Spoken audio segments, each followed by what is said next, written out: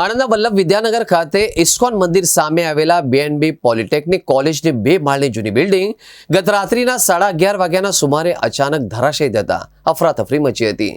ધડાકાભેર 2 માળની બિલ્ડિંગ ધરાશયી થવાની ઘટનાને લઈને લોકો દોડી આવ્યા। જોકે સદભાગ્યે પ્રાથમિક તપાસમાં કોઈને ઈજા કે જાનહાનિ થવા પામી ન હતી। ઘટનાની જાણ થતાં જ પોલીસ ફાયર બ્રિગેડ સ્થળ પર આવ્યા કાટમાળ નીચે રેસ્ક્યુ ઓપરેશન હાથ ધર્યું। સમગ્ર ઘટનામાં બિલ્ડિંગથી માત્ર 10 ફૂટ દૂર સૂઈ રહેલા 4 મજૂરોનો આબાદ બચાવ થયો। ઘટનાની જાણ થતાં જ મનપાની એસ્ટેટ વિભાગની ટીમ સ્થળ પર દોડી આવી અને બિલ્ડિંગના સંચાલકોને બાકીની બિલ્ડિંગ યુઝ નહીં કરવા તેમજ બિલ્ડિંગ કન્સ્ટ્રક્શનના દસ્તાવેજો રજૂ કરવા કહ્યું હતું। બપોરે 2 થી 5 દરમિયાન આ જ બિલ્ડિંગમાં પરીક્ષા યોજાઈ હતી, જેમાં 400થી વધુ વિદ્યાર્થીઓએ પરીક્ષા આપી હતી। જેથી જો એ દિવસે દરમિયાન જો આ બિલ્ડિંગ ધરાશયી થયો તો મોટી જાનહાનિ સર્જાઈ હોત। હાલમાં બિલ્ડિંગ ગ્રાઉન્ડ ફ્લોર પર હોલનું રિનોવેશન કરવામાં આવી રહ્યું હતું, ત્યારે જ બિલ્ડિંગ ધરાશયી થતાં ચકચાર મચી જવા પામી હતી। મારી કોલેજની બિલ્ડિંગ આજે સવારે મારું પેપર હતું। હું આ સિવિલ એન્જિનિયરિંગમાં સ્ટડી કરું છું। કેટલા વિદ્યાર્થીઓ આજે પરીક્ષા આપીને કેવી રીતે ઓછામાં ઓછા 400 થી 500 તો ખરા જ। તો આ બિલ્ડિંગ કેવી રીતે પડ્યું એવું તમને ખબર પડી?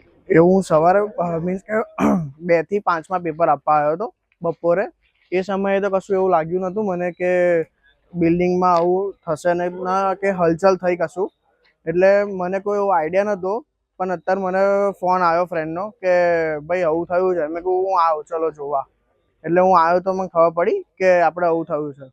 વિદ્યાનગર ઇસ્કોન મંદિર સામેની આ ઇમારત પડી ગઈ હોવાની જાણ થતાં કોર્પોરેશનની ટીમ ફાયર સાથે અહીંયા આવી ગયેલ છે અને કોઈ જાનહાનિ થયેલ છે કે નહીં તેની ચકાસણી હાથ ધરેલ છે। એ CVMની જૂની બિલ્ડિંગ હતી, એ વિશે અત્યારે હું કશું નહીં કહી શકું। એ લોકોને જરૂરી સ્ટ્રક્ચર સ્ટેબિલિટીના રિપોર્ટને રજૂ કરવા હાલ જાણ કરેલ છે અને ત્યાં સુધી આ બિલ્ડિંગનો ઉપયોગ નહીં કરવાની સૂચના। રાત્રિના કલાક 11:35 વાગે વિદ્યાનગર ખાતે આવેલ BNB પોલિટેકનિક કોલેજનું બિલ્ડિંગ ધરાશાયી થયું છે તે બાબતની જાણ થતાં વિદ્યાનગર પોલીસ તાત્કાલિક ઘટના સ્થળે ધસી આવેલી। પોલીસને એમ્બ્યુલન્સને ફાયર બ્રિગેડને જાણ કરેલી।